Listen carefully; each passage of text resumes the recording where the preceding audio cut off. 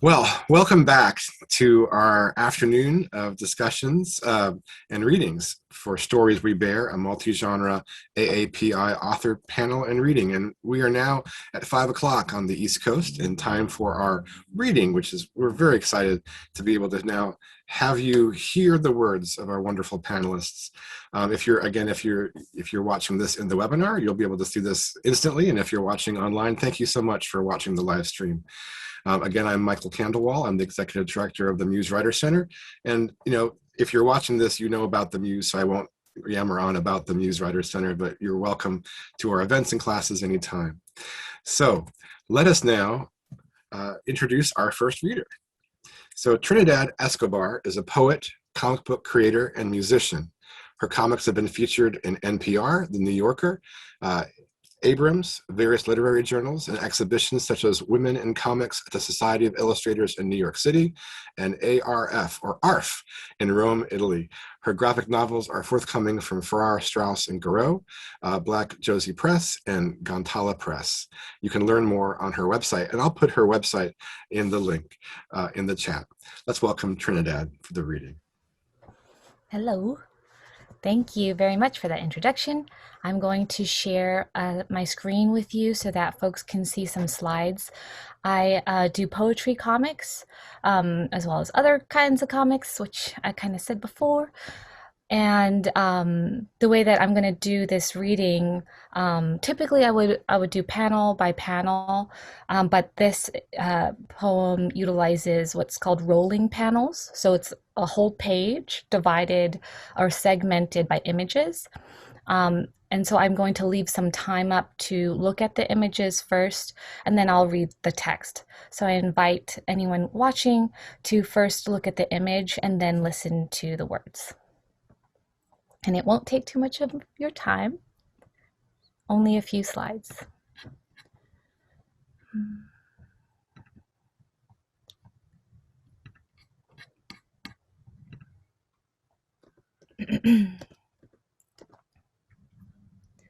Can you guys see my screen? All right. I'm going to count about 10-15 seconds per page and then read the text. So Much Good, written by my bandmate and myself, Meredith Hobb-Koons, and me. This started off as a song and then turned into a comic, and then we rewrote it after writing the comic, so it has a completely different format, so that one day we can sing this and perform it while doing a reading of it as well. So Much Good.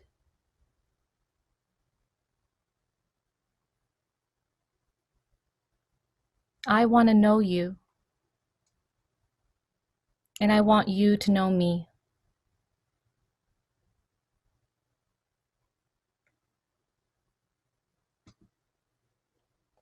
I could keep my distance from you, meek, superfluous, and still, but I don't.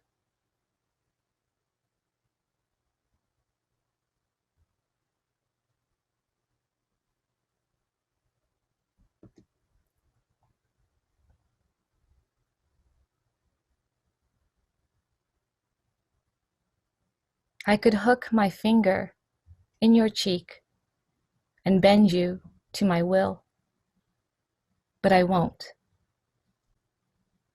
I know there's so much good. I know there's good here.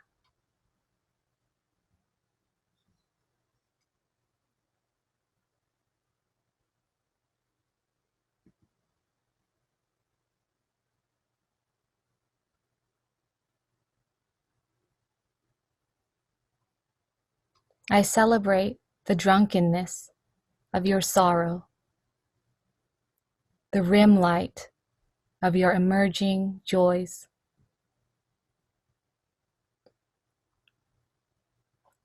There's a clearing between us that space can't destroy.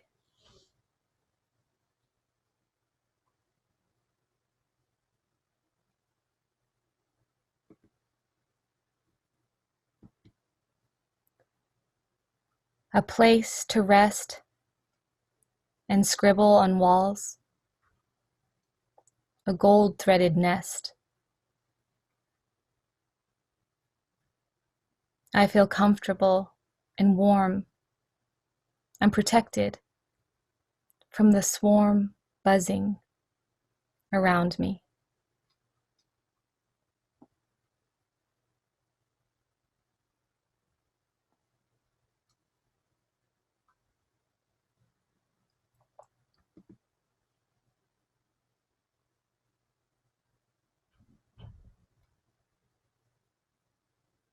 The mineral shadows flicker against me.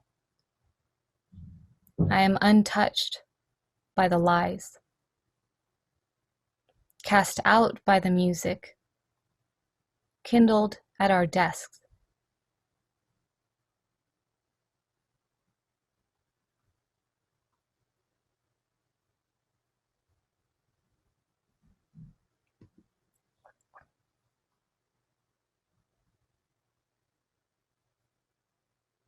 There's so much good.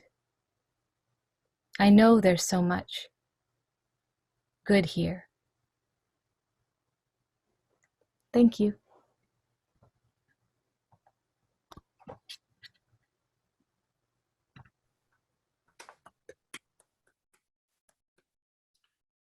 Thank you so much. That was beautiful. Quite lovely. Thank you. So the next person who'll be reading is Preslaysa Williams. She's an award-winning author who writes heartwarming romance and women's fiction with an Afro-Filipino twist. Proud of her heritage, she loves sharing her culture with her readers. A graduate of Columbia University, Preslaysa is a professional actress, a planner nerd, an avid bookworm, and a homeschool mom who wears mismatched socks. And you can learn more from her at her website, which I'll post in the chat. And she also teaches some classes at the Muse Writers Center. Let's welcome Preslaysa.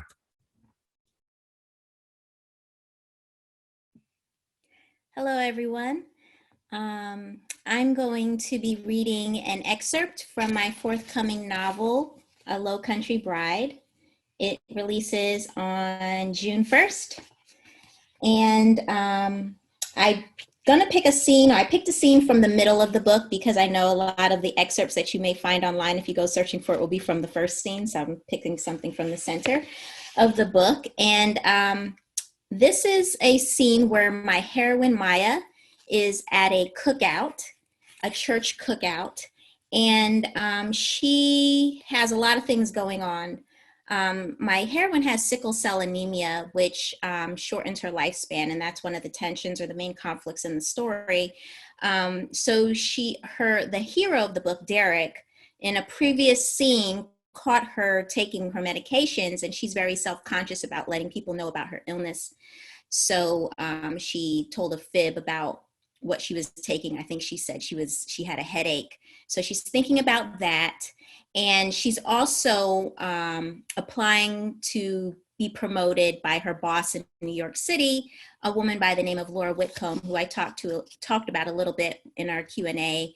And so she's sending her boss, Laura, drafts of designs, hoping that she would like them and eventually promote her to head designer. And so that theme of being accepted by the mainstream, which is representative of Maya, is also a running current in this scene, as well as some other things. But I'm gonna read the scene and stop yammering about it. Just wanted to set the stage for you. The cookout was surprisingly chill, even for Maya.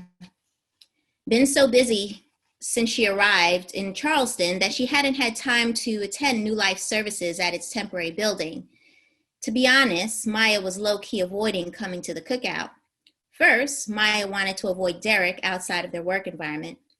Having Derek see her with those pills the other day was extremely inopportune, and she still hadn't figured out how to just be around him after that event. There was always going to be the possibility that he'd ask her more questions, that he'd probe into her personal life.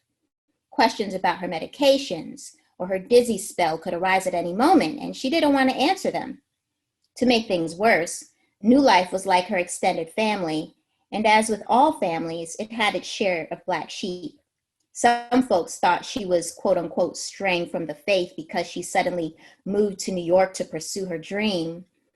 Some members of the congregation thought New York City was too wild. No one asked her why becoming a successful bridal gown designer was so important to her. They didn't care about that. Taking a break from fielding not so polite questions about why she was back in South Carolina, Maya found an empty spot at the edge of a long table and scrolled through her inbox on her phone. Her heart skipped when she saw an email from Laura Whitcomb. She was responding to the dress designs that Maya had sent. Despite her hesitation, Maya opened the message. Dear Maya, thanks for checking out those other bridal shops for me.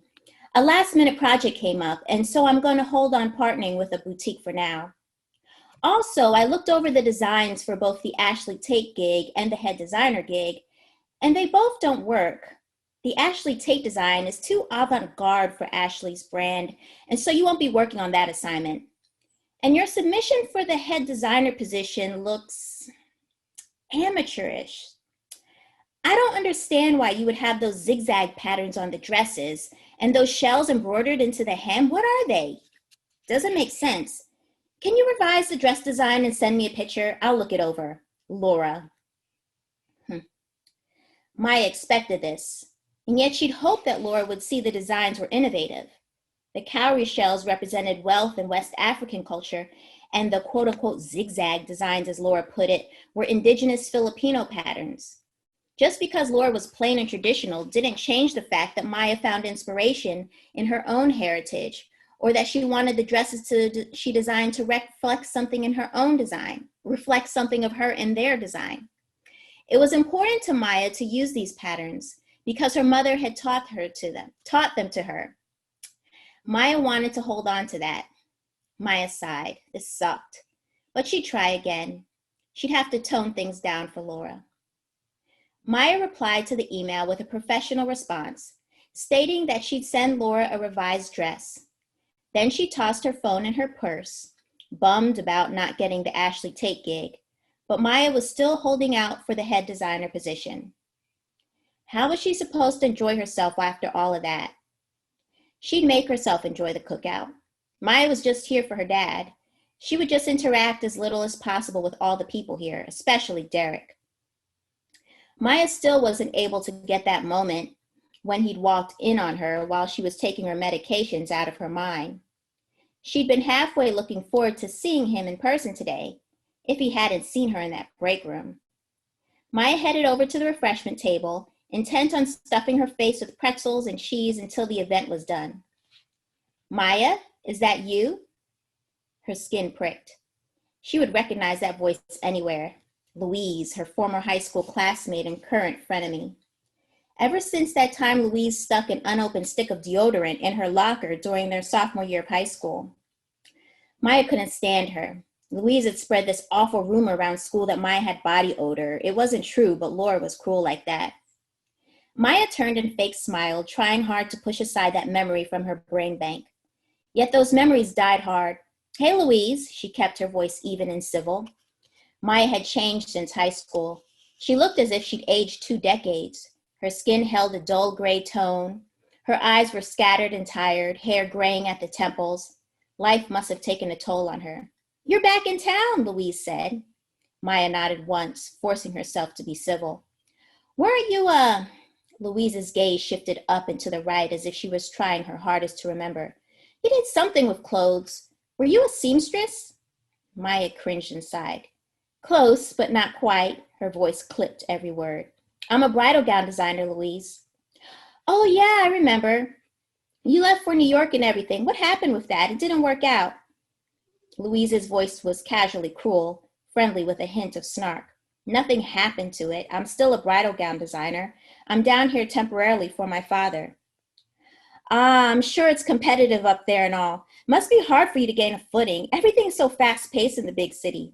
Her words held that same mocking tone. Maya took 2 deep breaths. Did Louise not hear a word of what Maya had said? She wasn't a struggling dress designer like Louise was implying. Perhaps Louise didn't want to hear her.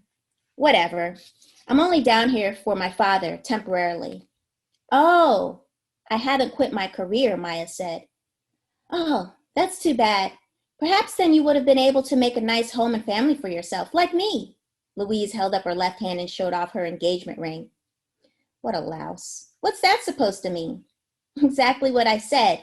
If you would have laid off of that career of yours, perhaps you and Rex would still be together. This woman was throwing shade. What if now Rex and I are engaged? Maya's eyes widened. Engaged? Yes, engaged. For how long? About 2 months now. 2 months? Good for them. Looking back on that relationship, Maya was too young, too naive, and way too hopeful when she was with Rex. She'd never settle for someone like him today. Congratulations. Thank you. I'll see you around. Good luck again with that designer thing. Louise gave Maya a half wave and then sauntered off. That designer thing. Louise was so petty.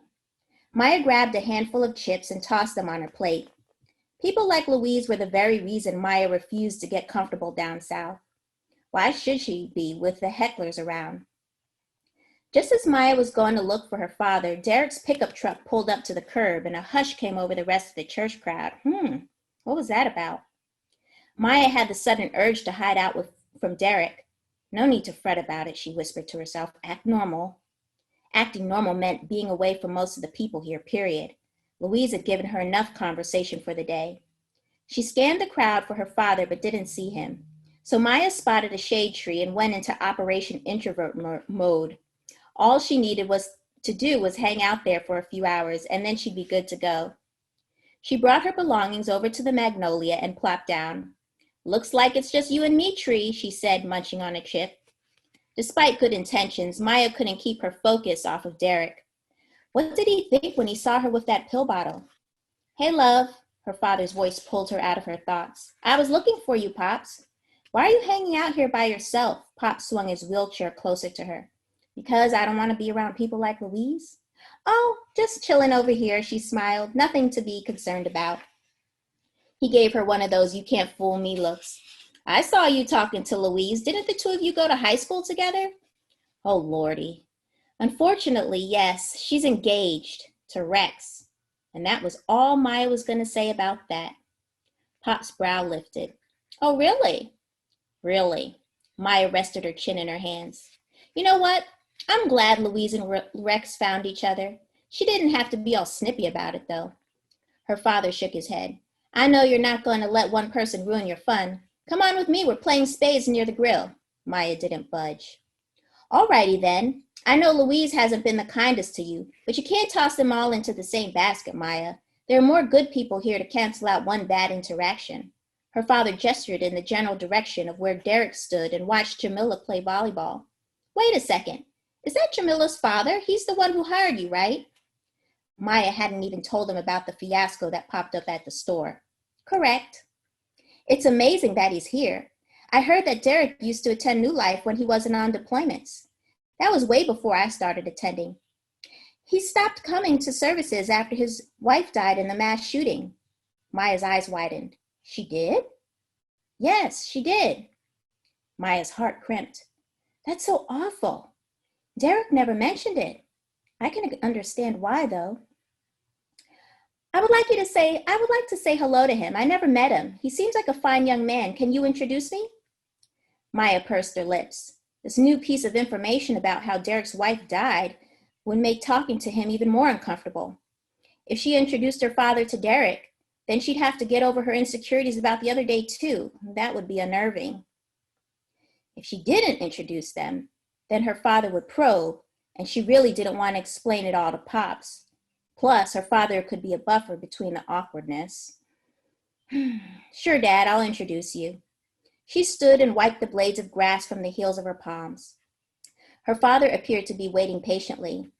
She grasped the handles of Pop's wheelchair, and they moved towards Derek. Maya was moving slower than slow. That was purposeful. It gave her time to work out what she'd say to Derek and how she'd say it. No matter what, she tried not to be too strange. Derek's back was to them, and Maya glanced in the direction of Jamila's volleyball game. She was on the team that wore white shirts, and her face was glistening with sweat. Jamila focused intently on the volleyball.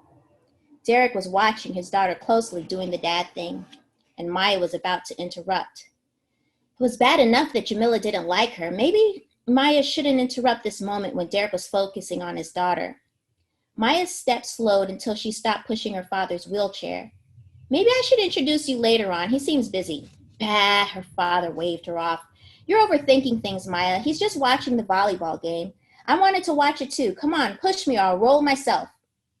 Okay. She pushed him in Derek's direction. Then they stood before Derek and Maya waved. His face was serious for about 3 seconds and then he smiled. Nice to see you, Maya. He switched his red solo cup from his left hand to his right hand. And this must be my father, Carl Jackson.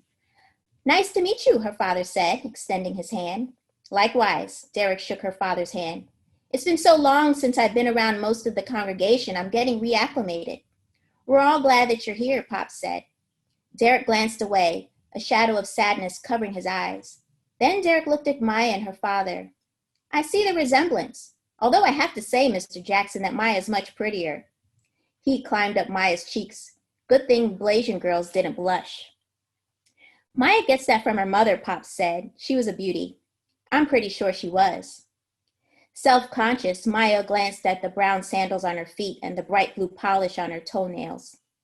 A chorus of cheers filled Battery Park. Maya redirected all her attention on the game. Jamila's team had scored a goal. Your daughter's playing well, Pop said. Jamila's a wonderful girl. You must be proud.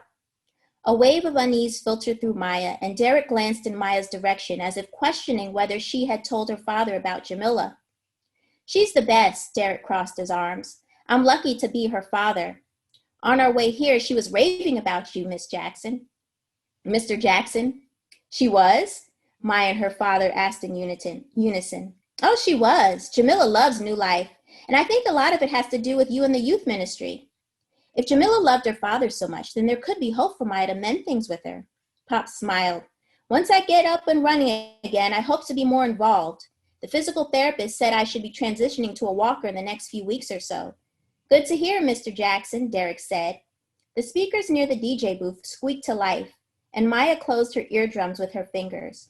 All right, ladies and gents, I know that y'all are enjoying this volleyball game, but no cookout is complete without some dancing. The DJ put on some dark shades and twisted his baseball cap to the side. So let's get some folks on this grassy dance floor. Maya turned her attention to her sandals and toenail polish again. Seemed like the best place to focus her energy. I'm going to find Ginger, Pop said. I may not be able to dance right now, but I can sway from side to side with my lady. My lady? This was too precious. I love that you want to dance, but you're still recovering. You don't want to move around too much and get injured, Dad.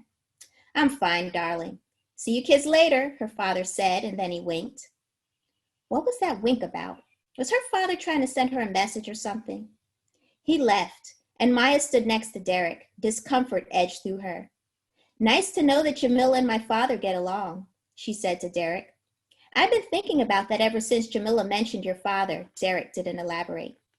Was that a good thing? Maya could only see it as a good thing. If Jamila loved Pops, then that had to be a positive step in the right direction. Maybe coming to this cookout wasn't a bad thing after all. It was a perfect opportunity to get to know Derek outside of work and show him she wasn't physically ill, or at least pretend that she wasn't ill. She could also build on the good seeds her father had planted with Jamila. Derek and Maya could start with a dance, right? Maybe not. Derek already lost his wife. It wouldn't be fair to get involved with him. Maya didn't want Derek to deal with her health issues too. This was complicated. But after seeing how her father put them at ease, Maya placed her bets on hope. Would you like to dance? Maya blurted the question. Derek's face turned a shade of grim that Maya hadn't seen before. Regret bubbled within her, and a flushed heat made her cheeks tingle. Not good. I don't think that's a good idea. Derek's words came out slow and pained, as if he had to force himself to say them. Embarrassment hung on her like a dead weight. Oh, okay, I just thought I'd ask, she motioned to the dancers. Looked like they were having a good time out there. They are, and that's fine that you asked, completely fine. Not fine enough since you said no, she thought. Well, enjoy the rest of the cookout. Nice to see you here. Maya left and zipped right over to the tree, to her comfortable spot. How stupid of her to assume he wanted to dance. Even more, how stupid of her to think she could have a fighting chance with Derek. Maya glanced over at happy little Louise, and sadness poked at her. Maybe Derek turning her down was a blessing in disguise. She shouldn't be thinking about building connections when Derek had lost so much. He'd experienced a lot of grief already. No need to even try. Thank you so much, Preslaysa. That's wonderful. Our next reader, oops, my computer went away. Our next reader is Ira Sukrungruang. Is the author of 4 nonfiction books: Buddha's Dog and Other Meditations, Southside Buddhist, Talk Thai, The Adventures of a Buddhist Boy, and the forthcoming memoir, This Jade World, the short story collection, The Melting Season, and the poetry collection, In Thailand It Is Night. He is the recipient of the 2015 American Book Award, New York Foundation for the Arts Fellowship in Nonfiction Literature, an Arts and Letters Fellowship, and the Anita Claire Scharf Award in Poetry. His work has appeared in many literary journals, including The Rumpus, American Poetry Review, The Sun, and Creative Nonfiction. He is one of the founding editors of Sweet, a literary confection, sweetlit.com, and is the Richard L. Thomas Professor of Creative Writing at Kenyon College. And I will put his website in the chat. Let's welcome Ira to the screen. Thank you, Michael. And thank you, Luisa, for setting this up and hosting such a great event. And I'm so honored to be just part of this reading with Leslieann and Preslaysa and Trinidad. So during our Q&A, I'm going to read 2 pieces. And during our little Q&A a little bit ago, I was saying sometimes we need just to kind of vent, right? And to get angry, to just say, you know, this sucks. And so what I'm going to read is a rant. And it's a rant after the Ferguson verdict. And I was so despondent about what had happened, but I was really kind of I was so angry at one word though that I kept hearing and I kept reading over and over again, and it was the word because, right? And I think one of the things that annoys me is that is how we talk about race and how we talk about inequality, and the word because was used so often because it's a cause and effect construct, right? As if you do this, this will happen. If you do this, we'll fix this, right? And I just got so annoyed by that word because what I heard, right, is a boy died because he was Black, right? And so this is my rant, and it's called Because the Ferguson Verdict. Because in 1978, we were the first Thai family in a working class neighborhood of Chicago, predominantly inhabited by Polish and Irish. Because we found our mailbox office post every weekend, the aluminum dented in the shape of a baseball bat. Because rotten eggs splattered the white siding of our bi-level, which my mother scrubbed until she could see the pale of her face. Because someone scrawled on our driveway, "Chinks go home," in shaving cream that stained and stayed on the concrete for weeks. Because at the tile factory off Archer Avenue, my father got into a fight. Because a coworker said he talked funny, and he was tired of everyone telling him he talked funny, and so he punched the offender in the face, who was as white as some of the floor tiles the factory churned out. Because we owned a gun, a heavy silver one with a leather handle, a safeguard against anyone out to do us harm, because we believed everyone was out to do us harm. Because my father chased 2 boys away with the gun one night, his splayed feet slapping the concrete, his voice screaming obscenities until he was hoarse. Because those boys kept ding-dong ditching our home till past midnight, because we called the police and they never showed, because I was 4 and endlessly crying, and my mother couldn't shush me, so she pressed me hard to her chest, so hard my nose bled. Because a year later, I found the gun in my father's briefcase of important things, and I picked it up and pulled the trigger, and nothing happened. But in my brain, there was a bang that silenced robins. Because my mother's first true purchase in the country, a '74 Thunderbird, was stolen, and the police did nothing except laugh at her accent because they told her if she learned to speak better, they'd take her more seriously, that if she wanted to live in America, she should speak like an American. Because my mother felt a smidgen of glee when she saw a police officer wheeled into the emergency room where she worked as an RN, but she did her job anyway. Because she knew a nurse's job was right and thankless. Because her brother in Thailand was a police officer and his job was right and thankless. Because despite herself, all police officers were not those police officers, and those police officers were far and few between. We just managed to always find them. Because a year later, the Thunderbird was found in pieces in the parking lot of an abandoned steel factory. Because my family was referred to as Chink, Gook, Jap, words that in no way referenced us, but we carried the wounds they carved anyway, like etchings in the pale bark of a cypress. Because words had the ability to crumble us. Because the word bitch, uttered by the white 3-year-old boy behind our house, forced my mother to enroll me in Taekwondo so I could defend her honor, because honor was what we had left, because we clung to our honor like a safety blanket, because honor sometimes made me do stupid things like breaking windows and blowing up mailboxes, like punching a little boy in the nose for calling my mother a bitch. Because honor is linked to pride, which is linked to stupidity. Because sometimes we were stupid.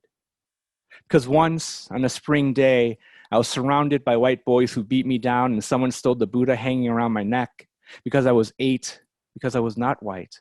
Because I spoke with an accent, because a white man with receding hair stood in the driveway and watched the beating before complaining that I tore up his grass in my attempt to kick free. Because no matter how hard I was taught to kick and punch at the dojo, it never seemed hard enough, bloody enough.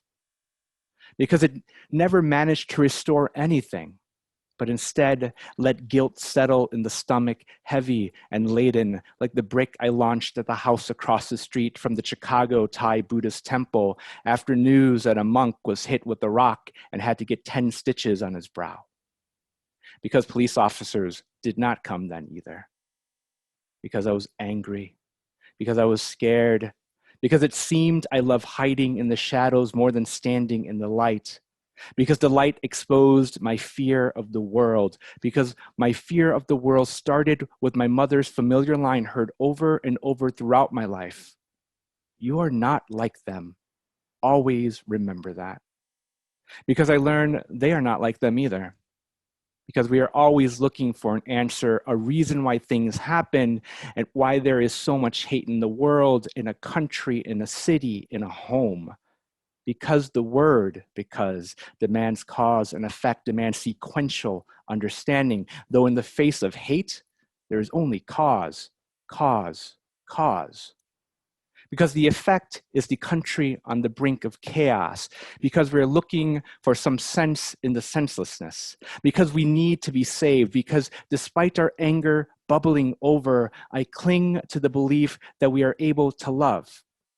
Because of Buddha, because of God, because of Allah, because we are human, blood and biology, and able to show empathy and forgiveness and understanding, the flowers of humanity about to burst under great duress. Because of Emmett Till, or Rodney King, or Vincent Chin, or Ku Chang Kao, who police officers shot because they feared his martial arts moves. Because the history we carry within us, a history that, no matter how much we want to deny it, is part of the genetic makeup of our being. Because we carry all these histories heavy and burdened. Because we share this body of history, which joins, never separates. Because here in my palm are all the social and political injustices enacted on our planet. Because here under my fingernail is the debris from centuries of war. because here in each follicle of hair are the names of the deceased slain because of race or gender or sexual orientation, because here inside the cavity of my ear are tears shed, because here in my heart is our heart beating, beating, beating, because.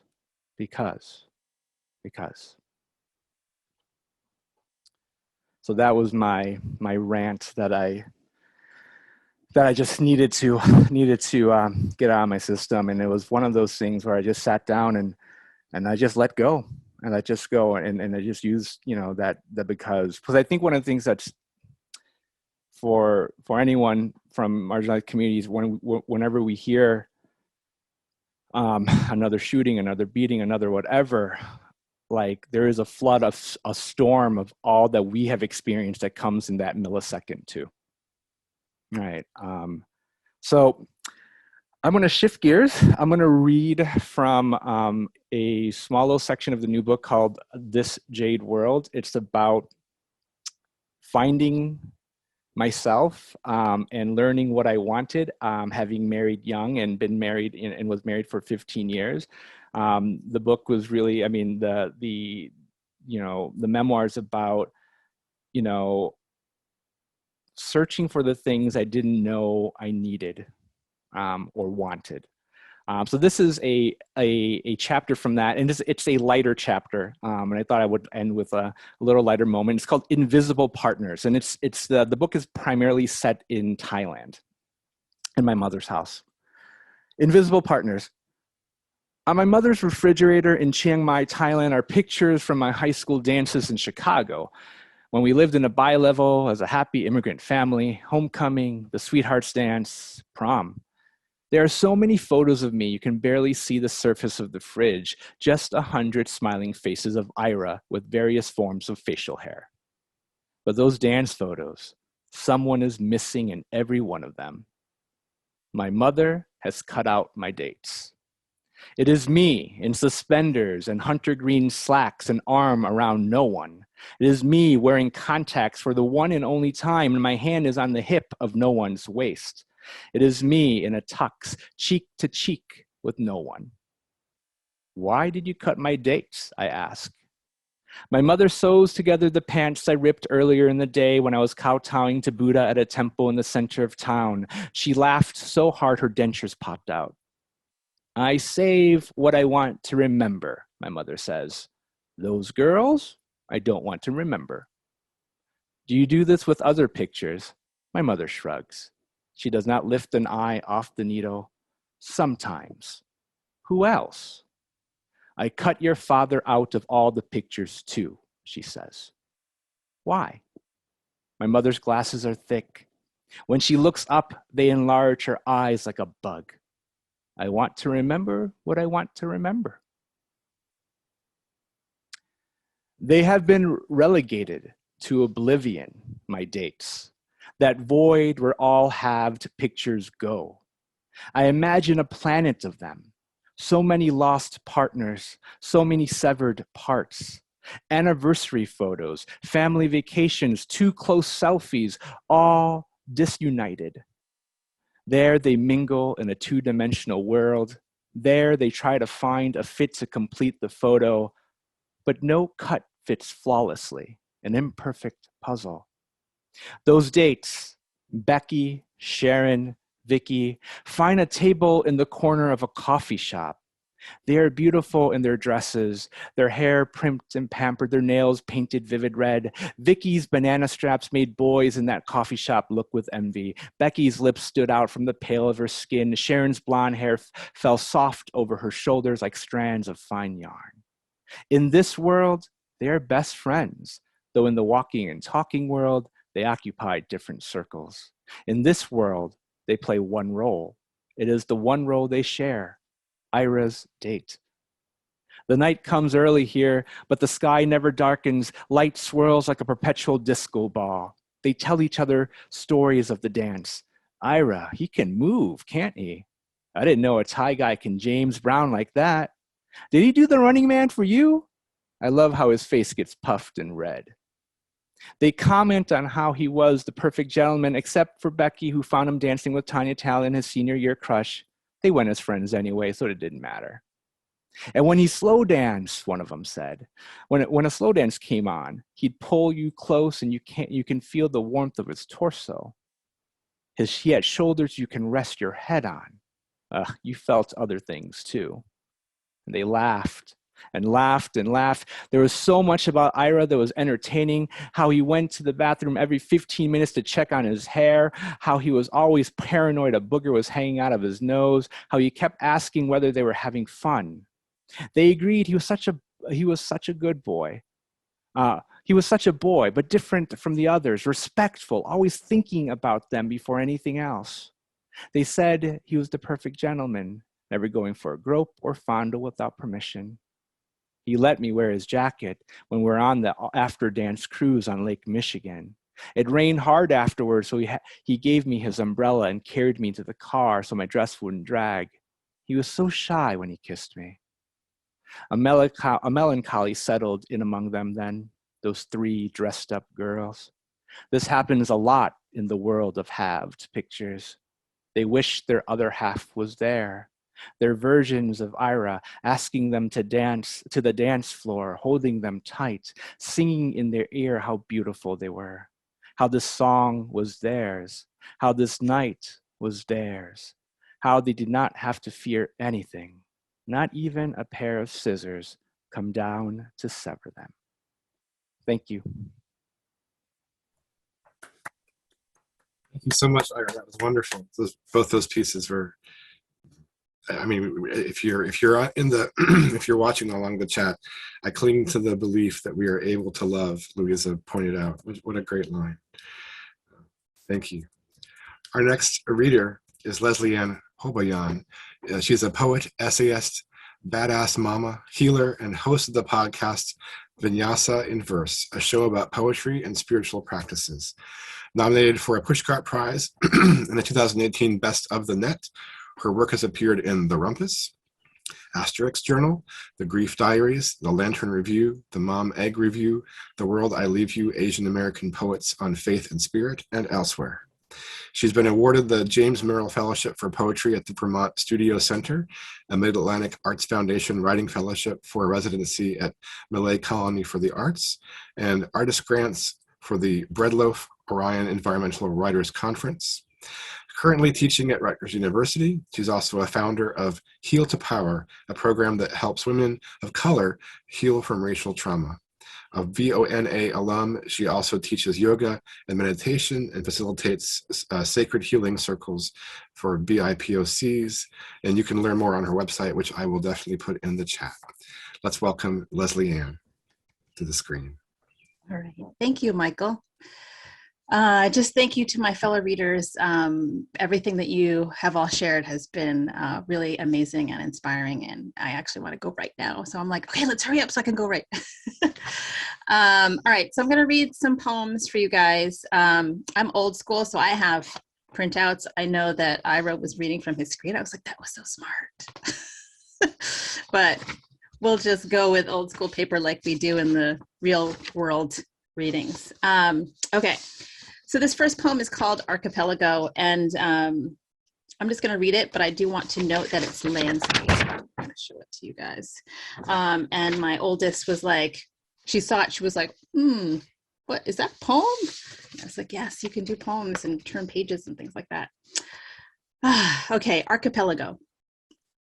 Why is not a useful question at times like these when we think we know the answer, but I will ask anyway. Why am I not writing about the landscape, the lush green, the glacial water, impossible blues? Writing the self-conscious poem is never a good idea. But what the heck? Why am I not writing the poems of rage against the image of a drowned father and his young daughter? Or the poems of despair? For I too have daughters, 3 to be exact, and why am I not writing about them or about being their mother or mothering or trying to be a mother who has an art practice that is appreciated less than banking? Why am I not writing poems about my fractured, pieced together identity of living in the diaspora in the third culture that no one really understands? And why am I really not writing about being a mother to biracial kids in a world that favors hegemony? Why am I not writing about the arm injury, how it hurts to write, and what it is, and is that a metaphor for something larger? What messages are stored in my body? Where is my decoder ring? What else am I not saying? My elbow aches, and so the muscles of my forearm overcompensate, but that too is strange because of the elbow, the tendons in that soft pocket where the arm bones meet. And I could look up their medical names, but that would take me off track and away from this poem of self-awareness. Are strained, which then affects the wrist, the shoulder, its front edge pulling, straining, like this poem, straining. What am I really writing about?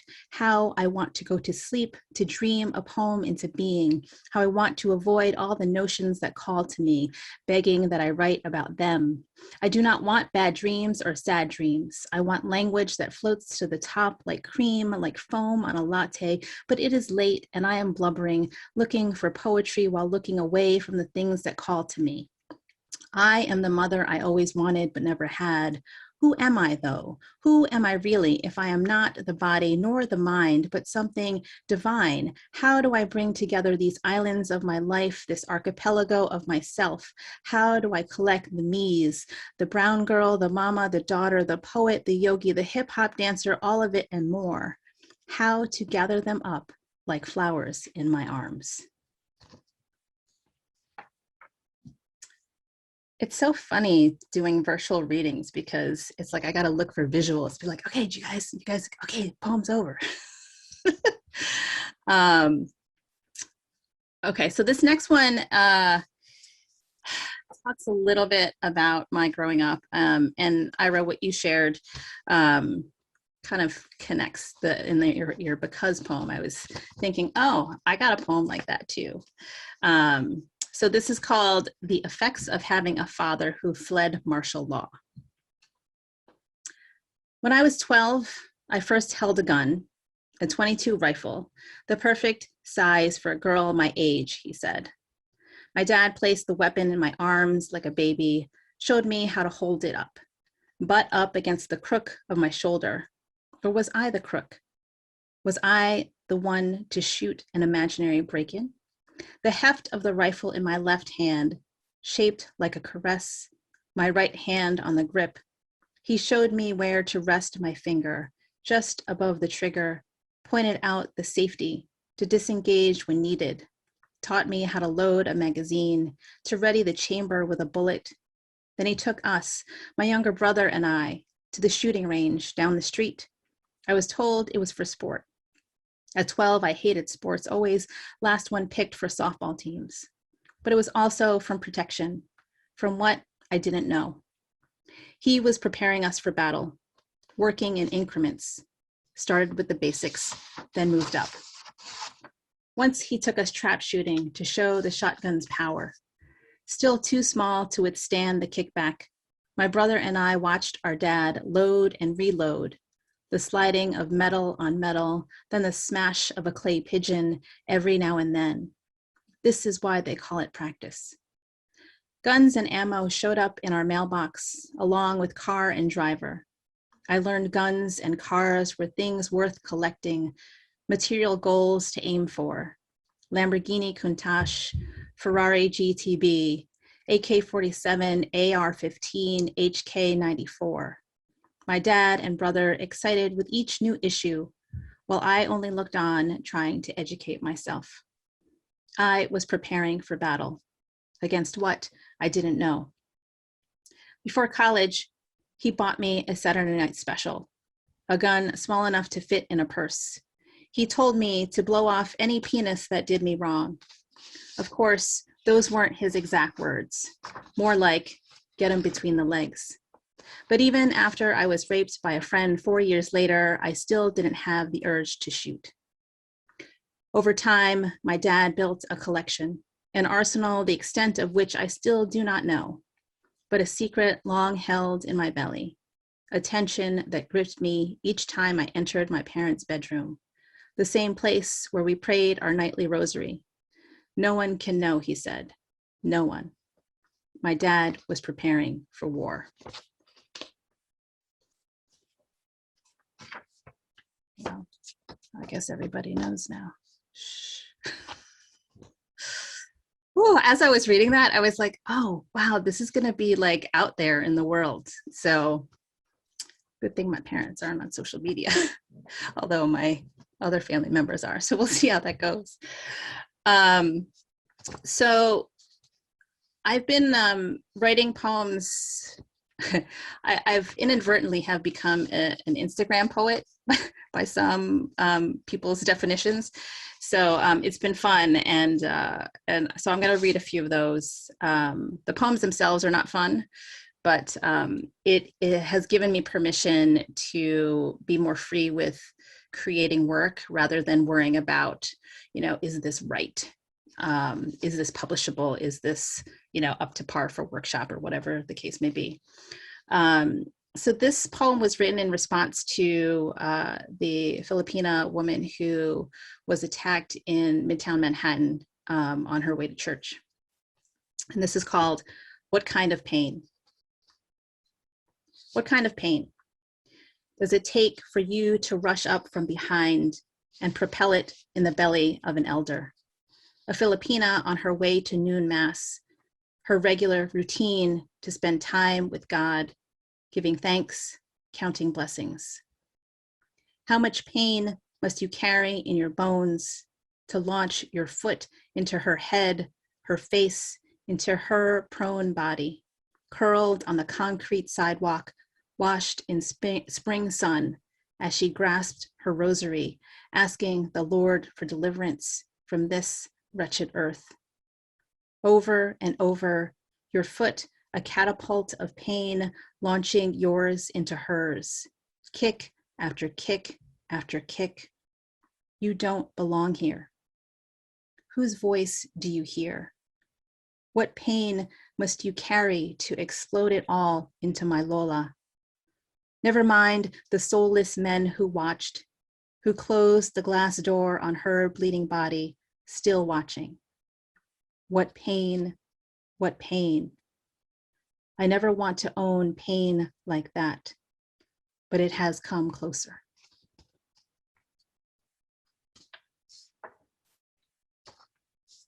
I gotta take a breather after that one.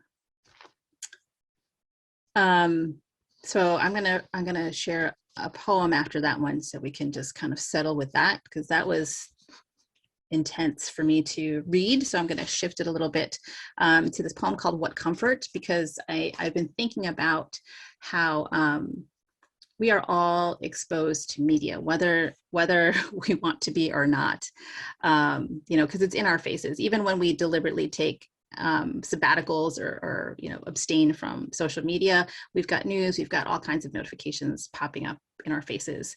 And so I was thinking about how can we protect ourselves from that, but also how can we heal from that? How can we comfort ourselves? And so for me, like my love language and my healing language is food. So, Filipino, who knew? But I think Asians in general, who knew? I was like, wait a minute. So this is called What Comfort. In garlic minced finely, onion sliced thinly, ginger grated and sauteed in a pot of oil heated, the sizzle, the aroma lifting to your nose.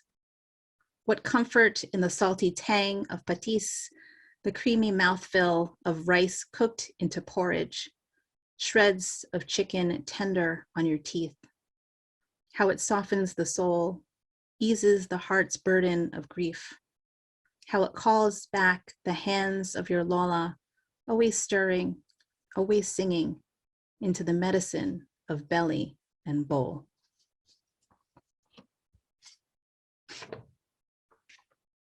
Anyone want some Arroscaldo now?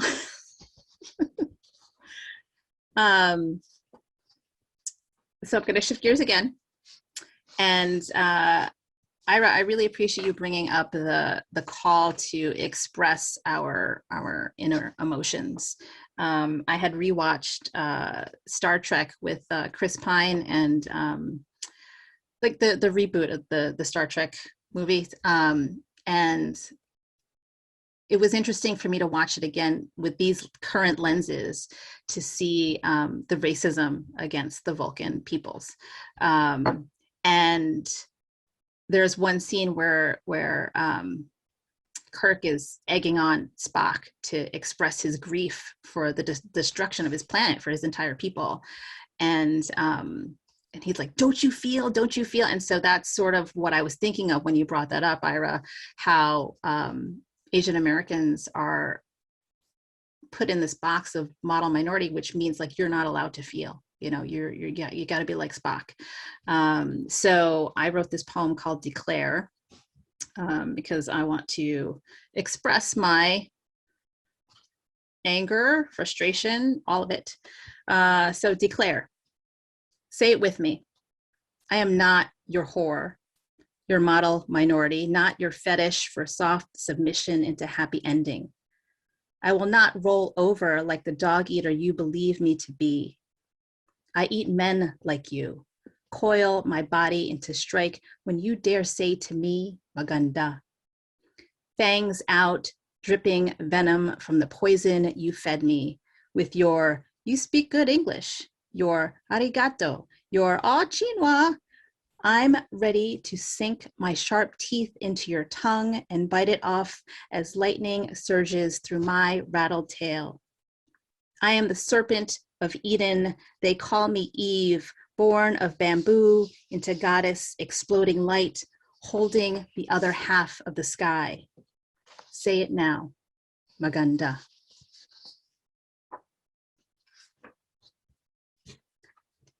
Okay. Just two more poems and then phew. Yeah, let's take a breather. So two more poems. This one is about an early childhood memory that I had long repressed. Well, I mean, if it's a repressed memory, you really didn't know that was there, but it came forward recently, and I'm still kind of working through incorporating that into my current version of me. But I came up with this poem to sort of reconcile this old memory with the current me. It's called Theft. It was stolen before you even knew this word, before you understood the hollow of grief, to be bereft. Sounds that shaped your tongue into fluid river. Sounds that formed your mouth into a melody you can't quite catch. A wind through your hands. How you wanted to hold this like a tender robin's nest, tend to its incubation, feel its music fill your mouth like peonies in bloom, full and many-petaled. These half words felt like home. You standing at the doorway, cupped hands extended in offering, in receiving. Your throat gathered consonants like a bouquet of sampaguita. Your ancestors clucked in the kitchen, waiting for you, until your father stepped out onto the porch, closed the door, and plucked the blossoms from your throat. He planted instead the gravel of American English, a kind of grass seed that beneath its soft surface prickles. Steeped in a grief you do not comprehend, you ask, what else has been taken from you?